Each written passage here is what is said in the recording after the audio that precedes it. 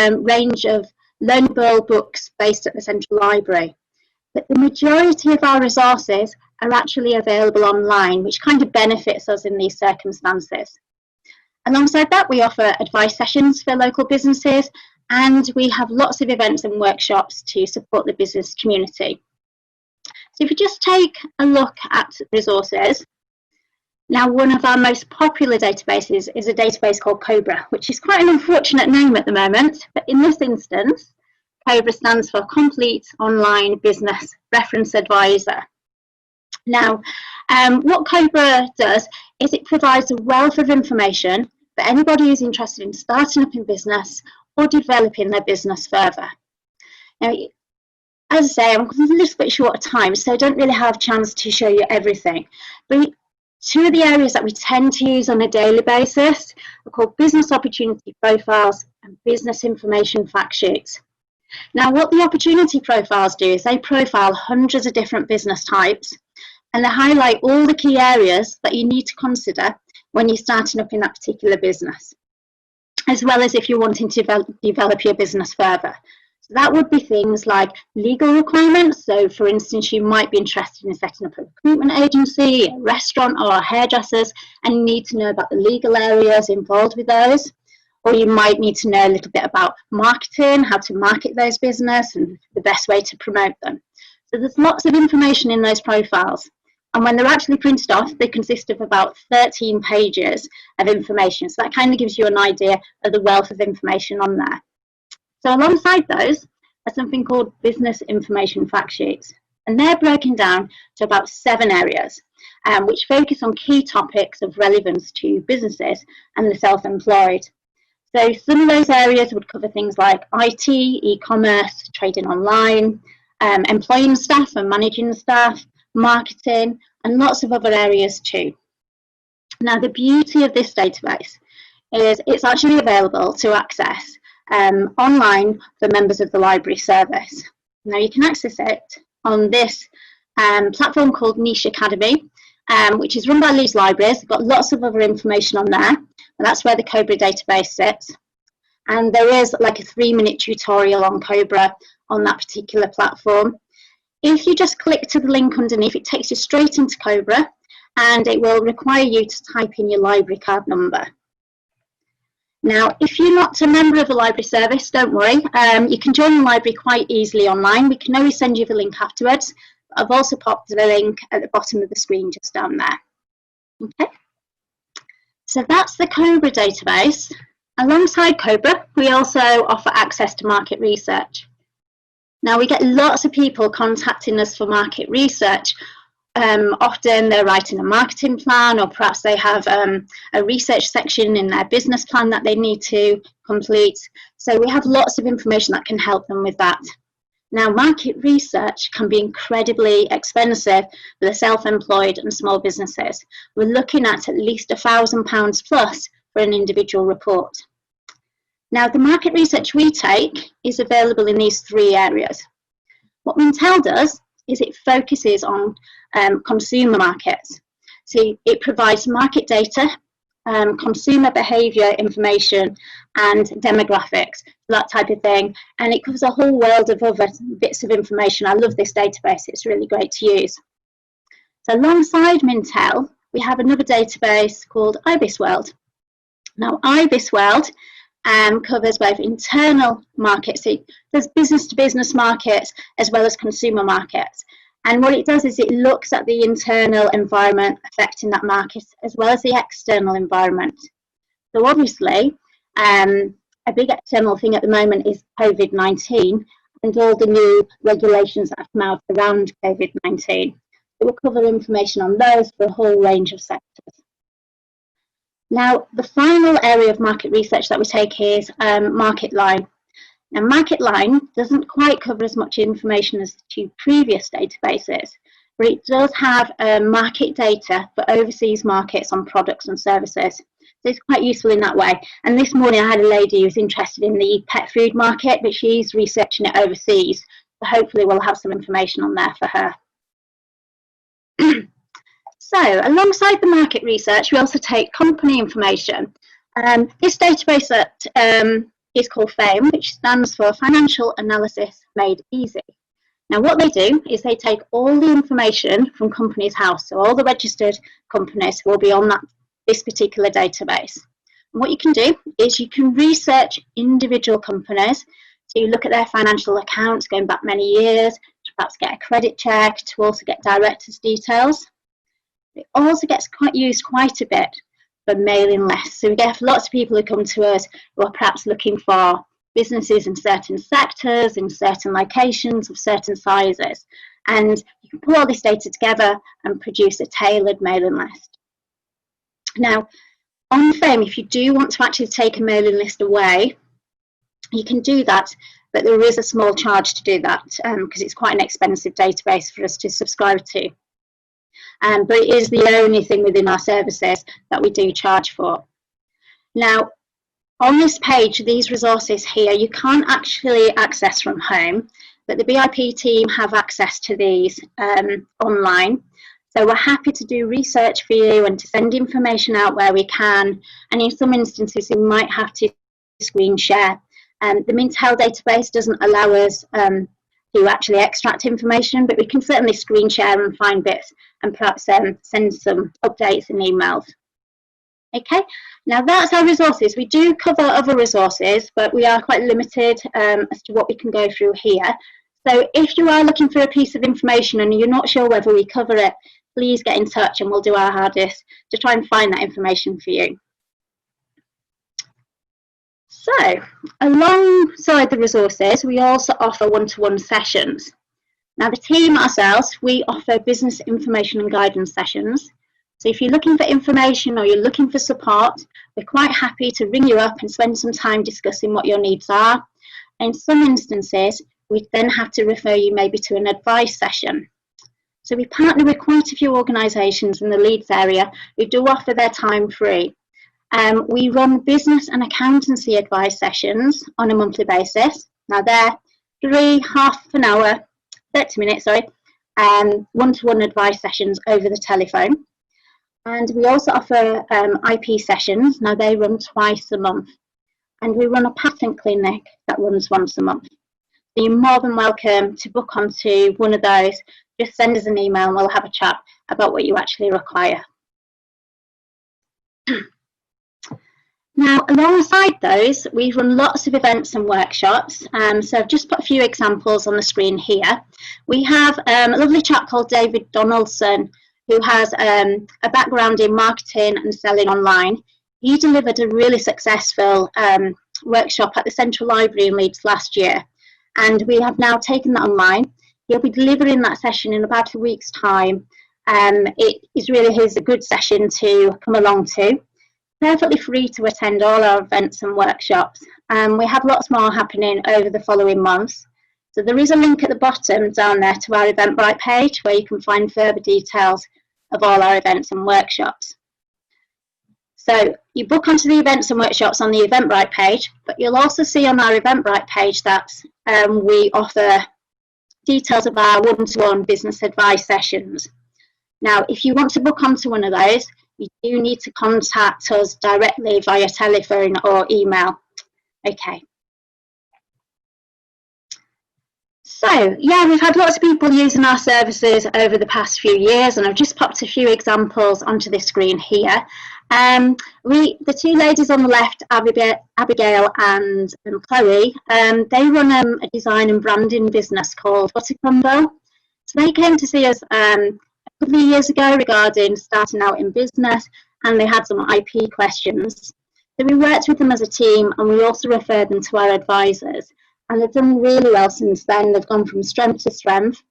And they're actually delivering sessions with us now. They work with lots of organisations and businesses in Leeds. And they'll be delivering a branding session with us just next week. So you're more than welcome to book onto that. And over to our right, we have Siobhan. Now, Siobhan is a fashion designer. So she designs really gorgeous skirts. And she came to see us because she wanted to trademark her business name, which is What's Your Skirt? And so again, we worked with her as a team and we referred her to an IP advisor. She's since got her trademark registered, and yeah, she's doing fantastic. She's on the catwalk, she's in loads of magazines and things. So it's just really lovely to hear how well some of the people that have used our services are doing. Okay, so that was a rush through some of the services that we offer. But if I've missed anything and you're unsure about what we do actually cover, please get in touch. If we can't cover it, we have lots of partners in Leeds, so we can always refer you on, and we're always happy to search the internet for you to try and find the information that you require. Just telephone us or email us, and as it says there, we're always happy to talk to people. Okay, thank you. Just going to stop sharing this. That was fabulous. Thank you so much. Thank you. So yeah, lots of support and resources for you there from Tracy and the Business and IP Centre, and they're all very friendly, just like Tracy. So do get in touch with them if you are interested in creating your own business. It might be like a tech business or anything like that. They're really happy to help you. Like Tracy said as well, we will share the links in an email afterwards, so you can access those resources. And I'm now going to introduce you to Rebecca, and she's going to talk about mentoring and careers in tech with you.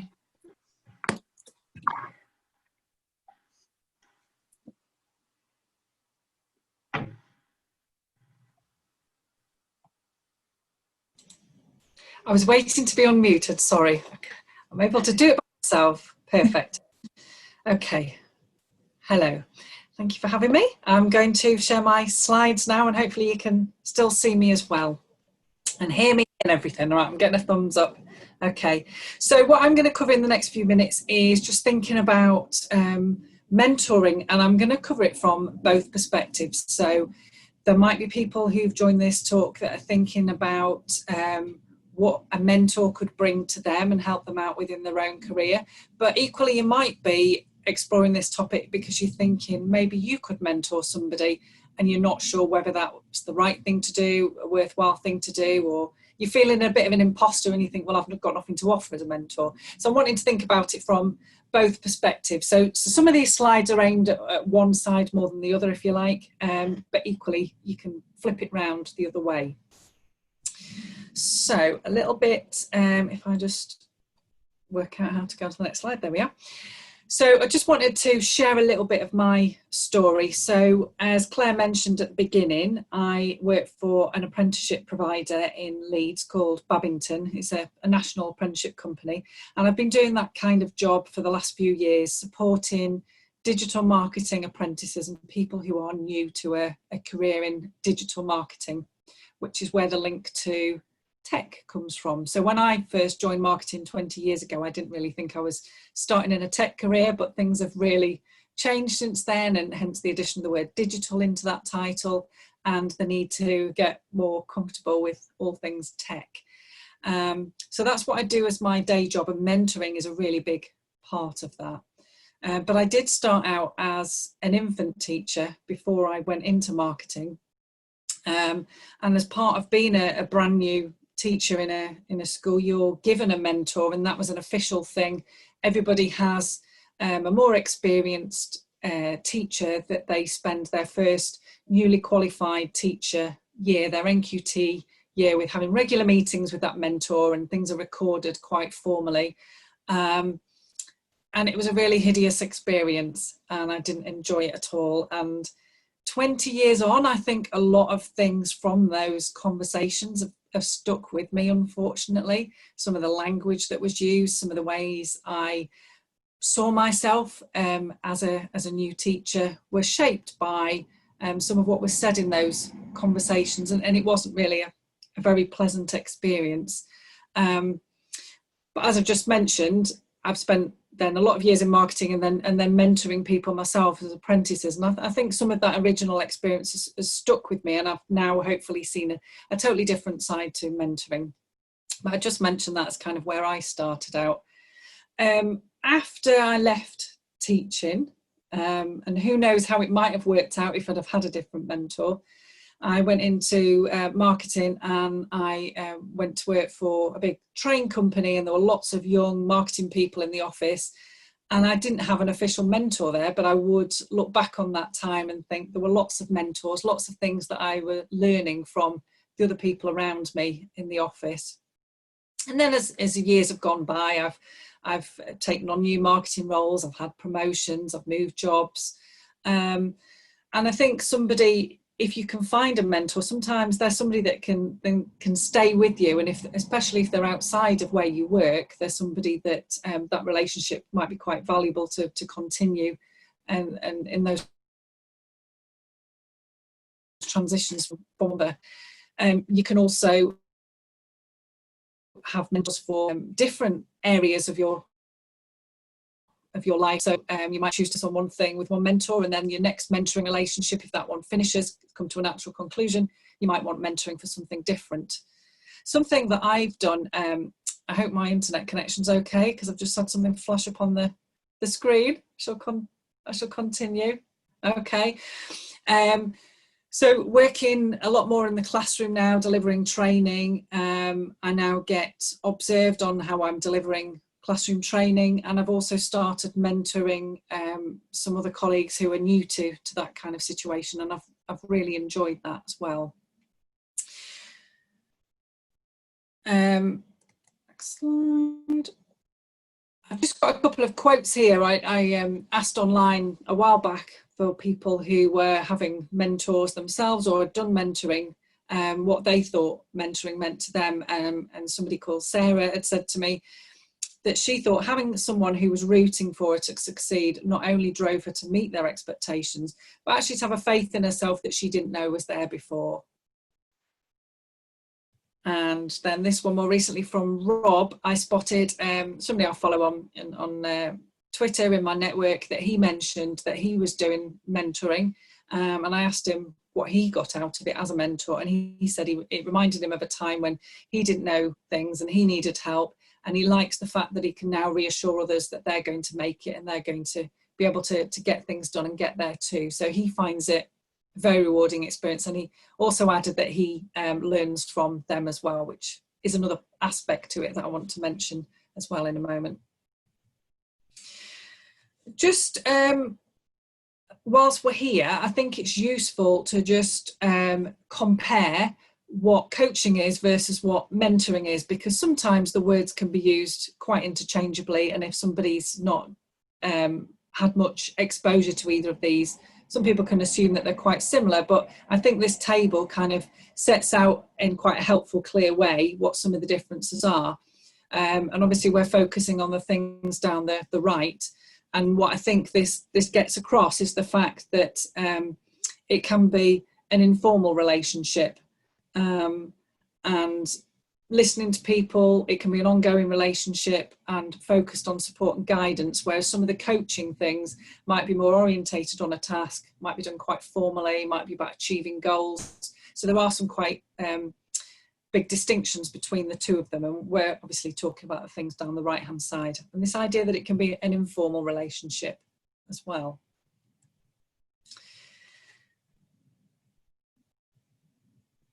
So I want us to think about why might mentoring work for you, either as the mentor or the mentee, and what might be the focus of that relationship. So a starting point might be whether you or someone out there might have a particular learning need. So the idea there is to explore what it is that that person might need to learn about, and there's different ways that you can identify learning needs. Could be that somebody has a chat to you about your job, just starts the conversation there. How are you getting on with your job? What are the things that you enjoy? What you get up to? Describe some of the challenges you've had or some of the projects you've done, and it just can grow from that conversation. So talking about the person's job with the person themselves, or if you've got access to their manager and that was appropriate and something that they were happy with, it might be talking to their line manager a little bit and getting their perspective on that person in their role. That can, I'm not specifically talking about the mentoring focus at this point, but just to understand where the learning needs might be. It might be that somebody's already identified what they need to learn about and develop in because they have something like a regular appraisal or they're working somewhere that sets personal development plans. So they've actually got a document that says, you know, in the next 3 months, I need to know how to do X, or I need to develop my skills in Y. So that could be a starting point for thinking what needs to be learnt.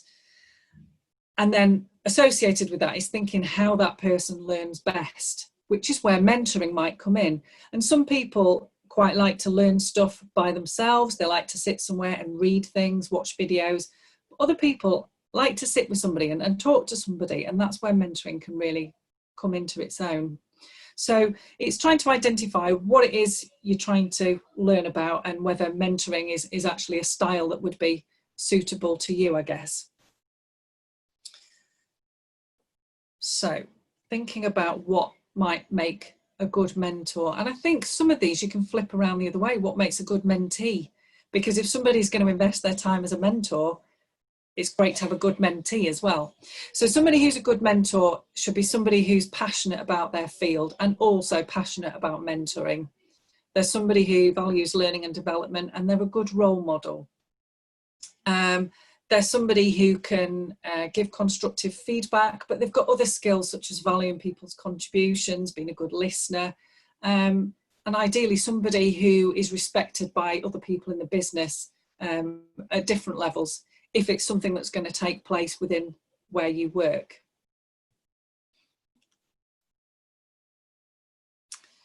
And as I mentioned, it doesn't need to be an arranged marriage. So some employers and big workplaces have mentoring schemes in place, and you can apply to be part of it, and you will be matched with somebody and you will be put together. And Claire's going to talk to you at the end about some of the things that are available in Leeds as well. Again, that's about matching people up, and that can be really helpful to have some support in finding somebody. But there are other ways to think about it, and it's not necessarily being paired with somebody. You might already have somebody in your network that you could approach either as a mentor or as a mentee, and approach it that way.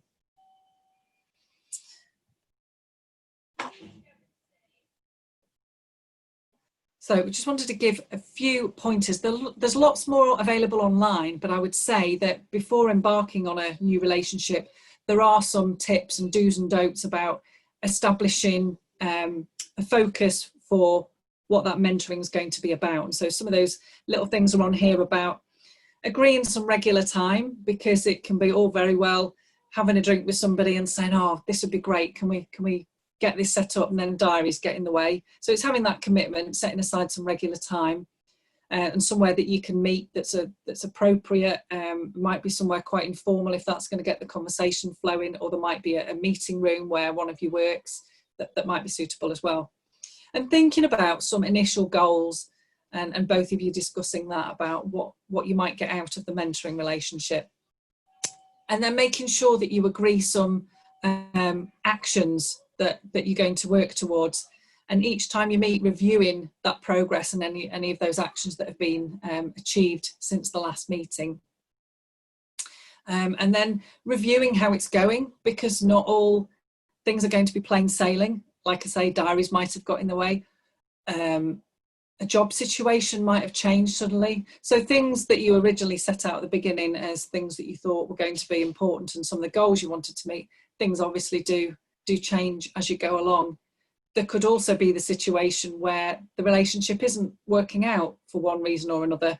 And by having some of these things in place about what it is you're wanting to achieve, it makes it a little bit less awkward to discuss whether the time's right for that relationship to reach a natural conclusion, if you like, and move on, I suppose, which might be quite delicate in some situations. But I think it's important, because both of you are giving up time to it. It's important to review, where's this relationship going, and are we both happy to keep going with it.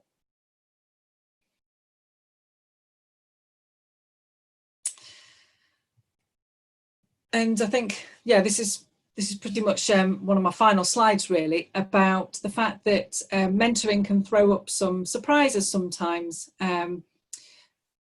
For you as the mentor, it might be that you might find yourself feeling challenged. It might be that you set out thinking, I've got lots of experience in this area, I've been here before, I know all about this, I can help someone else in their career in tech, and then it might feel that it's challenged you in some way and give you things to reflect on yourself and a new perspective.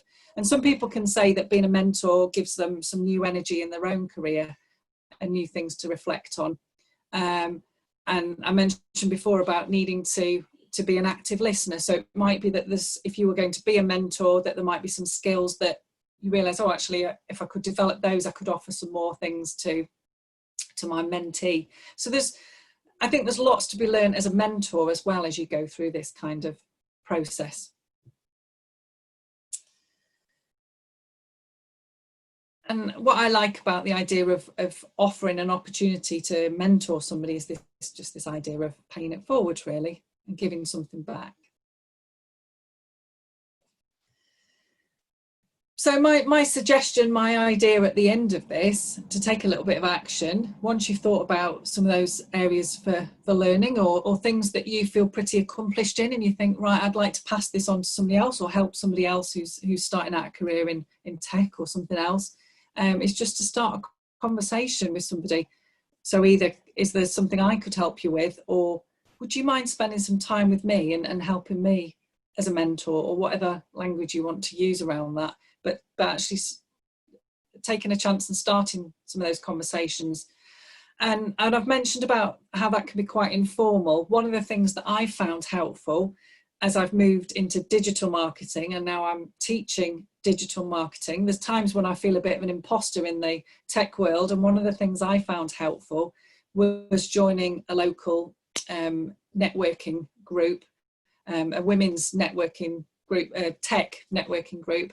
So I'm based over in York, and there's a tech women's group in York, but there's also empowering women with tech in Leeds, and there's various different digital and tech meetups in Leeds. There's loads of them, and I just found that I sort of found my tribe there, and I really liked going along and just meeting people, making connections and friends, and those are the kinds of people that I feel I'd be comfortable to start this kind of conversation with. But I heard something really interesting on a podcast this morning, which was saying that younger people, so Gen Z, if you like, and millennials, younger people are doing less networking than more senior people in their organisation. Perhaps really happy to connect with somebody digitally, but maybe the face-to-face stuff isn't quite as comfortable for them. And I was thinking, wouldn't mentoring be great then if that could ease somebody into some of those conversations and give them access to more senior people, that they'd just be too intimidated to go to some fancy pants event and start talking to people. I think that one-to-one idea of mentoring could be really powerful for those young people starting out their careers. Okay, so I think that's my final slide. There's me. I'm on Twitter. I think Claire already shared my Twitter handle when she was advertising the event, and I'm also on LinkedIn. So if anybody's got any questions after today, it's something that I'm really keen on, so I'm happy to continue that conversation there. But I don't know, Claire, has anybody added any questions today? Oh, thank you, Rebecca. That was wonderful. It's really lovely to hear your story and how passionate you are about being a mentor and mentoring being positive experience. Just waiting for some questions. So if anyone does have any questions, do put them in the chat. I'll just I've put a little post in there asking for questions, but I'll just say hi again just in case you can't find it on your screen, and then that will pop up in there. I think it's a really wonderful thing to look at mentorship. I have a question myself. When do you know you're ready to be a mentor? Do you ever know? I don't think you do. No. Mm-hmm. And I mentioned that word imposter before. And maybe sometimes there's just a different way of approaching it, actually, which is if you go into that kind of relationship thinking, well, I've been around longer than you have, perhaps, but we both bring different perspectives to it, and we're just going to spend some time regularly with each other and listen to our different perspectives, and we can both gain something from it. So I think I might have something to offer you because I've been around for a while, but yeah, explore it. I suppose it's easier if somebody comes to you and they know what they want to learn about. I think it's maybe harder to flip it around the other way and think, what have I got to offer somebody else? That I've been thinking about that myself. Yeah, because I'd like to help people, but I don't feel ready. I don't know, a bit of imposter syndrome, all that kind of thing. Yeah.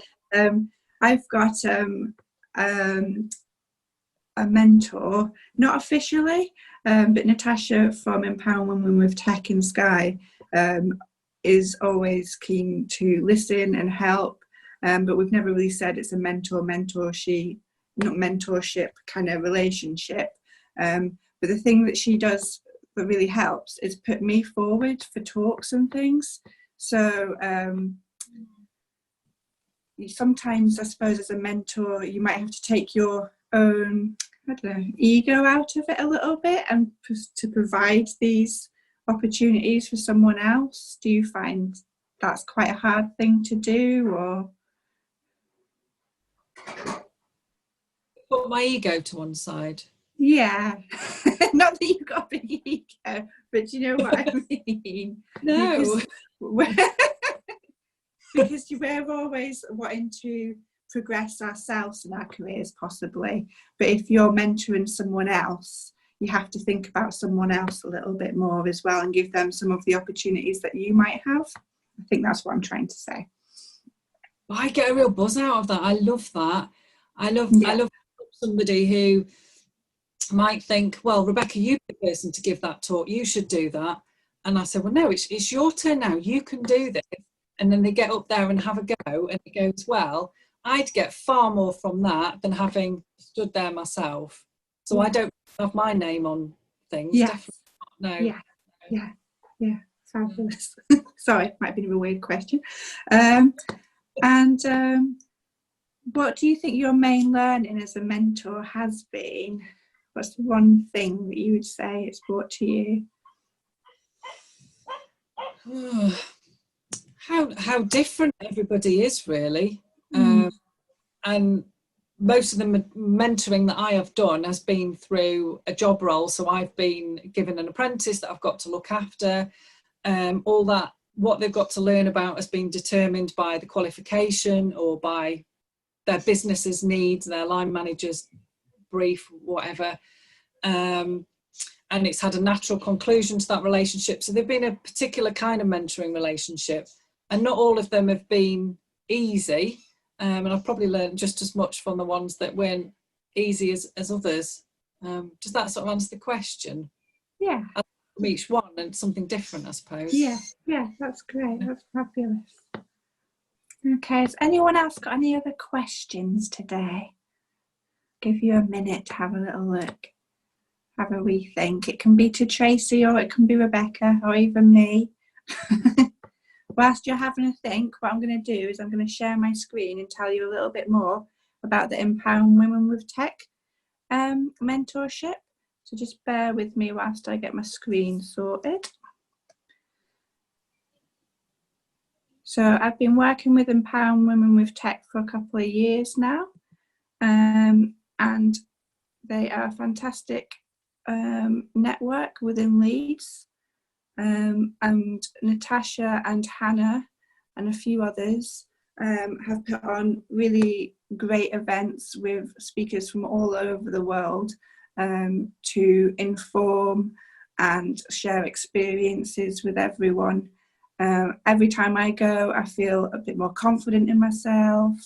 The network's really friendly, and a lot of the time, if you're new, we'll say to you, come and introduce yourself to one of us, and we'll support you, because we do know how scary going into a network event is. So we do try and look after everyone as much as possible. There's always wine and alcohol to help, which I find quite lovely.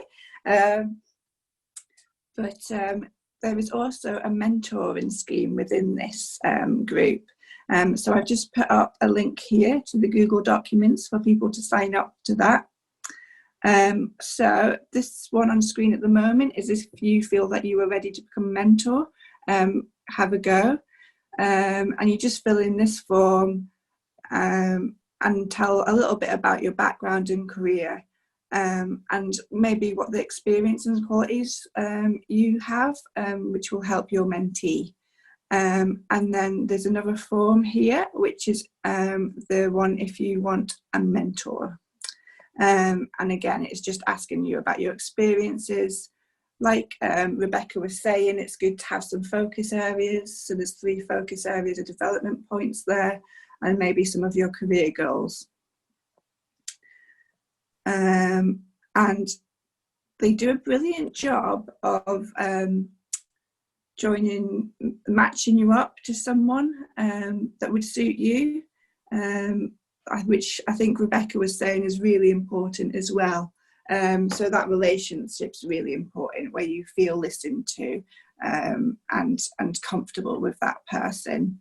And it's for all kinds of different jobs in tech. There's loads of different jobs in tech, like Scrum Master, developer, marketing, coding, tester, teacher, everything.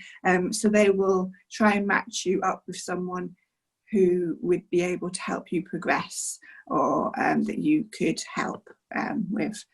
So that's a really good scheme that I thought I would share with you today. Has anyone got any questions?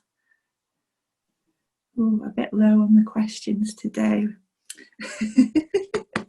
Everyone's very quiet.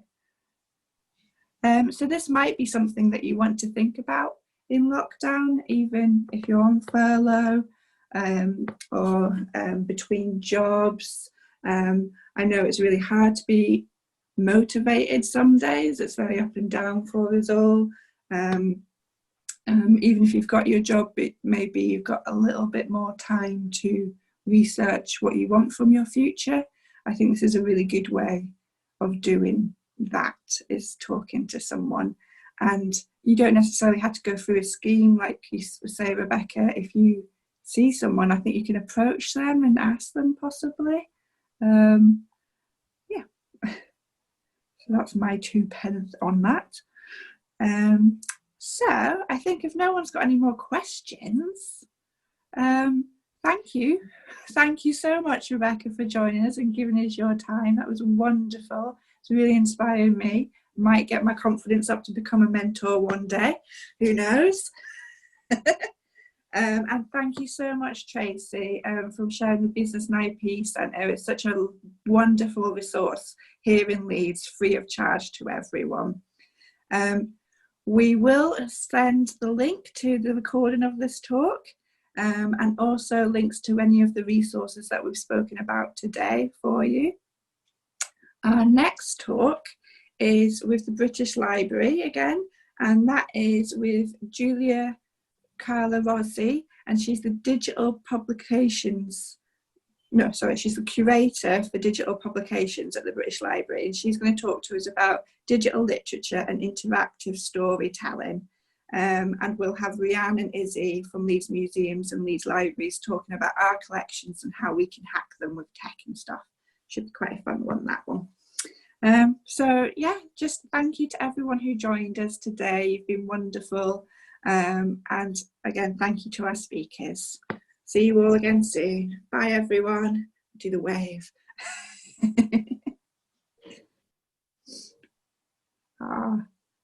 Oh, lovely. Joe says that was really interesting and gives me lots to think about.